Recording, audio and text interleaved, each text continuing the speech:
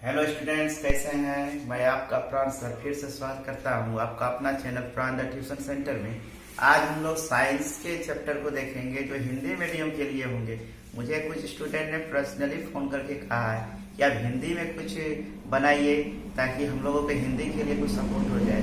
तो आज मैं हिंदी में साइंस को लेके आज बना रहा हूँ। क्लास 10 का होगा ये जो पहला चैप्टर है, रासायनिक अभिक्रियाएं और समीकरण। ये केमिस्ट्री का हिस्सा है। तो इसमें का दो चीज है, एक है रासायनिक अभिक्रियाएं और समीकरण।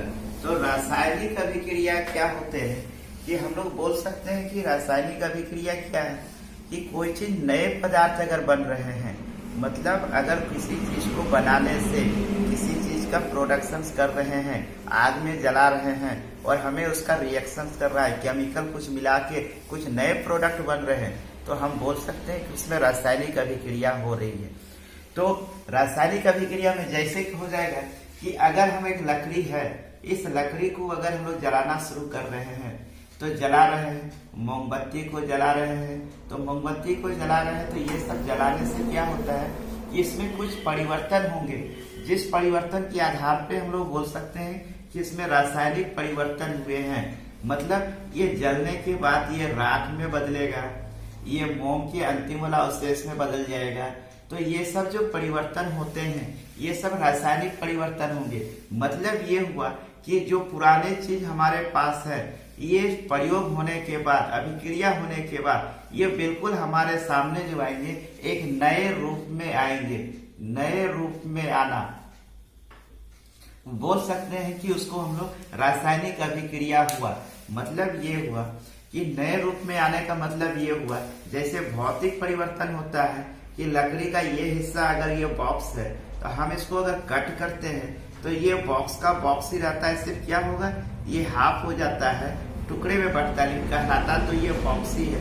लेकिन रासायनिक अभिक्रिया में क्या आता है, कोई भी प्रोडक्ट या हम उत्पादन जो होंगे वह नए रूप में आएंगे, तो हम इसको बोल सकते हैं कि ये क्या है, रासायनिक अभिक्रिया है। इस रासायनिक अभिक्रिया को हम लोग इसका डेफिनेशन किस प्रकार से लिख सकते हैं। अगर कहा जाए कि रासायनिक अभिक्रिया क्या है तो लिख सकते हैं रासायनिक अभिक्रिया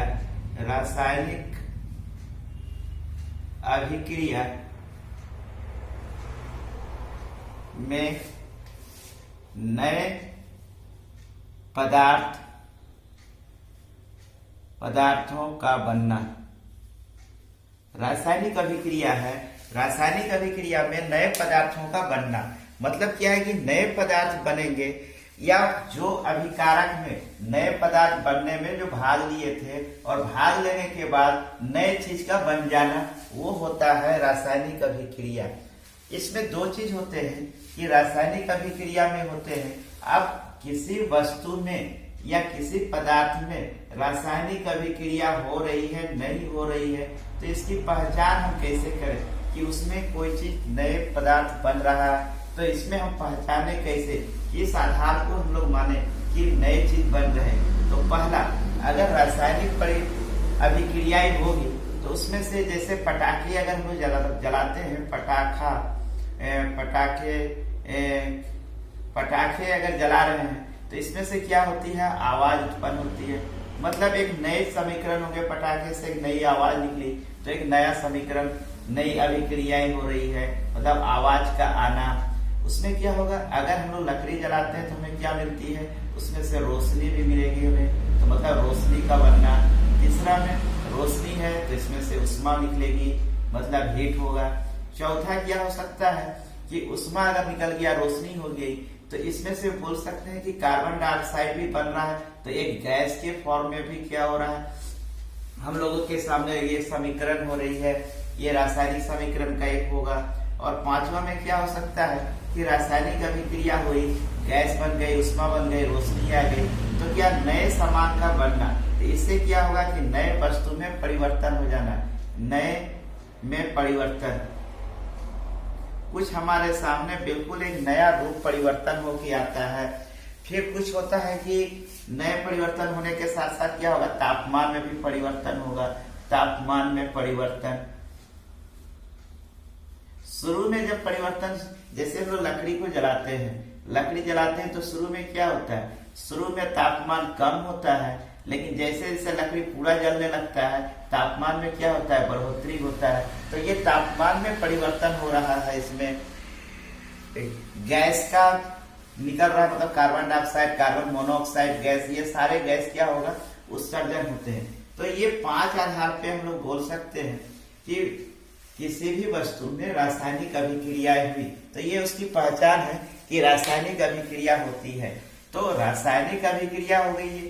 तो अब बात बनती है कि रासायनिक अभिक्रिया है, तो रासायनिक अभिक्रिया में अगर दूसरा सेंटेंस है समीकरण, तो समीकरण का मतलब ये हो गया कि जो भी रासायनिक अभिक्रिया को हम समीकरण के रूप में लिखना, मतलब रासायनिक अभिक्रिया को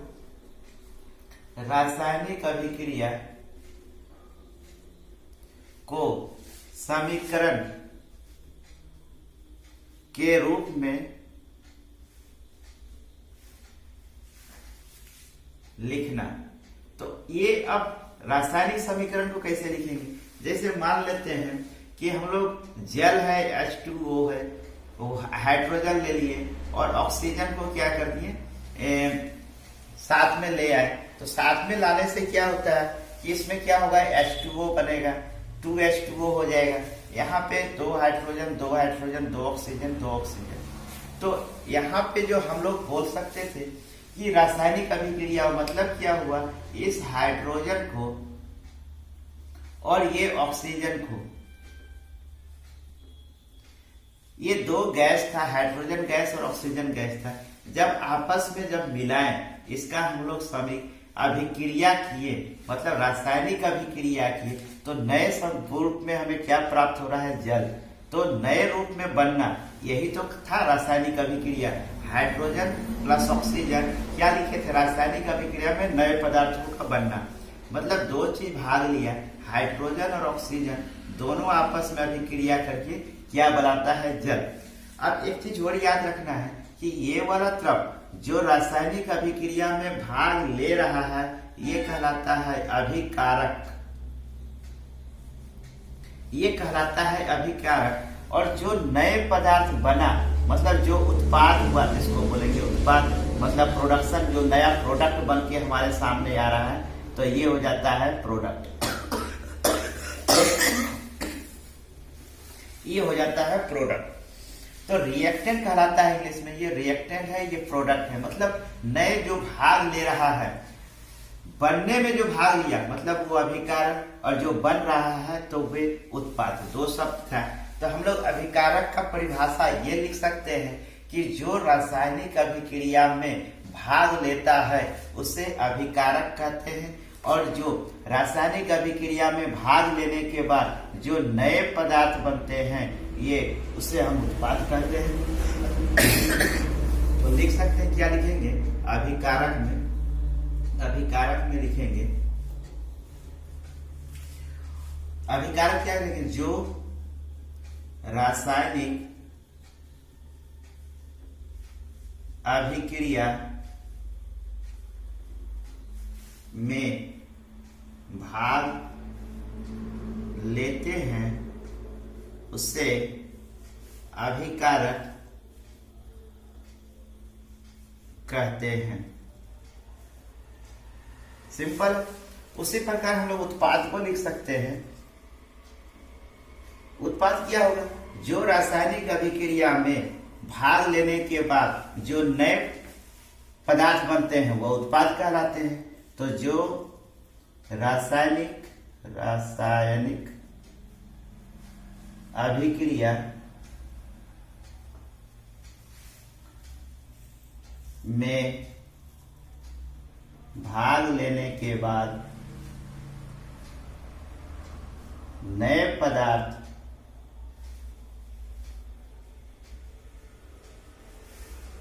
बनते हैं, भाग लेने के बाद जो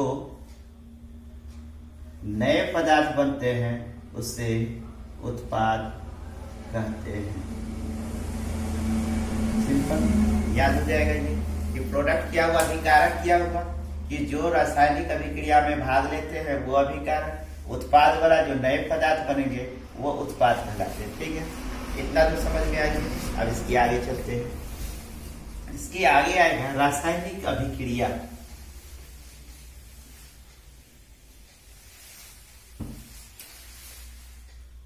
रासायनिक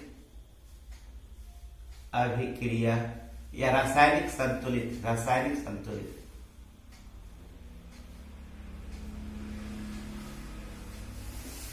रासायनिक संतुलित रासायनिक समीकरण को संतुलित करना। अब संतुलित क्या कहलाता है? रासायनिक संतुलित का क्या मतलब हो गया कि किसी भी समीकरण को रासायनिक समीकरण को संतुलित करना, वो क्या कहलाता है? जैसे क्वेश्चन एक आ सकता है कि रासायनिक समीकरण को संतुलित करना या संतुलित रासायनिक अभिक्रिया। संतुलित रासायनिक अभिक्रिया क्या है? संतुलित रासायनिक अभिक्रिया, संतुलित रासायनिक अभिक्रिया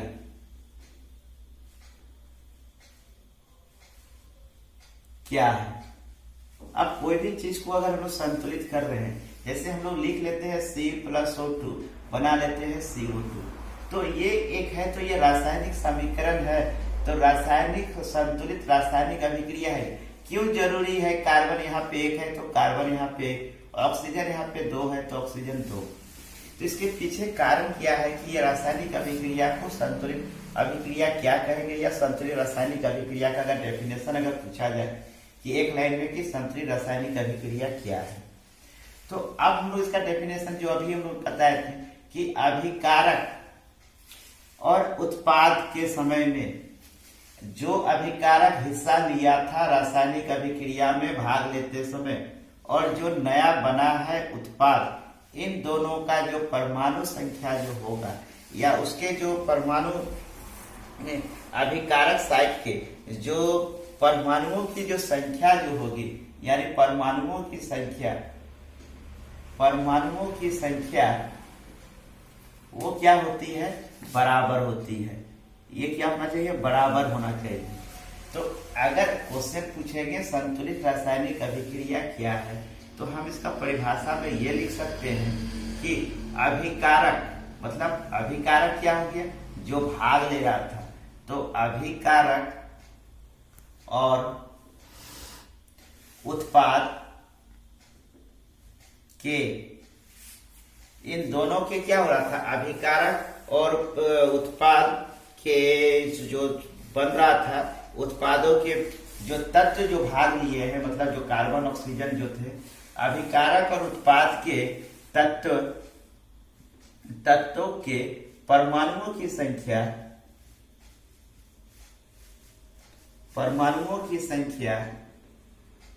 बराबर होती है,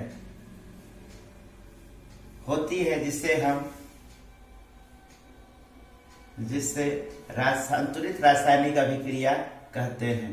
संतुलित रासायनिक अभिक्रिया कहते हैं। तो रासायनिक समीकरण का संतुलित रासायनिक समीकरण क्या होगी? अभिकारक और उत्पाद के तत्वों के परमाणुओं की संख्या बराबर होती है। मतलब एक C यहाँ पे है तो एक C यहाँ पे है, O2 यहाँ पे 2 है तो O2 ऑक्सीजन यहाँ पे 2 है। तो इन दोनों के तत्व के बीच है, तत्व क्या थे? कार्बन और ऑक्सीजन की परमाणुओं की संख्या क्या थी? बराबर हो गई। तो ये हम कह सकते हैं कि हम इसको संतुलित रासायनिक समीकरण कहते हैं। अब सवाल उठता ये है कि क्यों जरूरी है ये रासायनिक समीकरण को संतुलित करना? क्यों जरूरी है? ऐसा क्या कारण है जो हम क्या जरूरत है? C+O2 करके CO2 भी लिख सकते थे, लेकिन ये गलत होता है क्योंकि ये समीकरण संतुलित नहीं है। तो ऐसा क्या जरूरी है? यहाँ पे कार्बन 1 है, यहाँ पे ऑक्सीजन 2 है, जबकि यहाँ पे ऑक्सीजन 2 हो गया, तो ये गलत हो गया। तो हम इसको गलत क्यों बोल सकते हैं? तो क्यों जरूरी है रासायनिक समीकरण को संतुलित करना? तो रासायनिक समीकरण को जरूरी इसलिए है कि एक है द्रव्यमान संरक्षण का नियम। द्रव्यमान संरक्षण का नियम, इस द्रव्यमान संरक्षण के नियम क्या बोलता है कि कोई भी ऊर्जा का ना तो विनाश होता है और ना ही सृजन होता है। मतलब जितनी भी इसमें ऊर्जा है या वो नए रूप में आएंगे, लेकिन उसका विनाश नहीं होगा। मतलब जो बराबर है वही रह जाएंगे कुल तत्वों का। इसलिए द्रव्यमान संरक्षण का अनुसार होता है कि किसी भी तत्वों के जो किसी भी रासायनिक अभिक्रिया का द्रव्यमान का न तो विनाश होता है, इसमें लिख लेंगे एक पॉइंट में कि रासायनिक अभिक्रिया में द्रव्यमान का न तो निर्माण होता है न ही विनाश।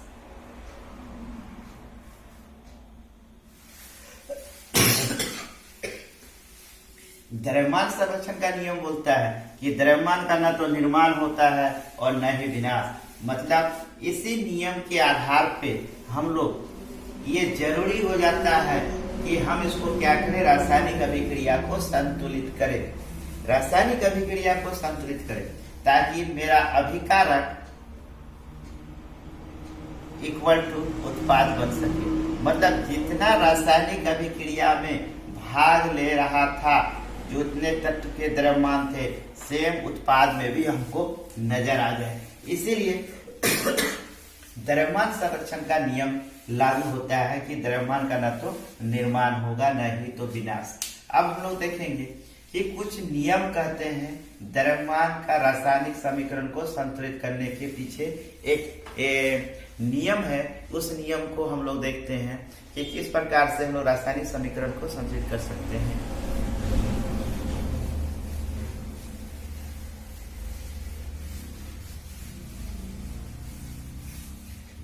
जैसे कि एक सिंपल ले लेते हैं कि Fe है, एक Fe प्लस बुक का ही उठा लेते हैं H2O को हमको संतुलित करना है Fe2O3 प्लस में है H2।